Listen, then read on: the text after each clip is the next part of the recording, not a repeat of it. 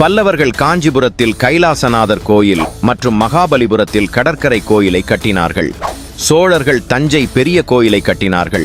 பாண்டியர்கள் திருநெல்வேலி நெல்லையப்பர் கோயிலை கட்டினார்கள். சேரர்கள் கேரளாவில் திருவஞ்சைக்களம் மகாதேவர் கோயிலை கட்டினார்கள். ராசகுடாஸ் எல்லோராவில் கைலாஷ் கோவிலை கட்டினார்கள். கக்கட்டியாஸ் தெலுங்கானாவில் 1000 தூண்கள் உடைய கோயிலையும் ராமப்பா கோவிலையும் கட்டினார்கள். சோலன்கீஸ் ராஜஸ்தானில் தில்வாரா கோயிலையும் குஜராத்தில் சூரிய கோயிலையும் கட்டினார்கள்.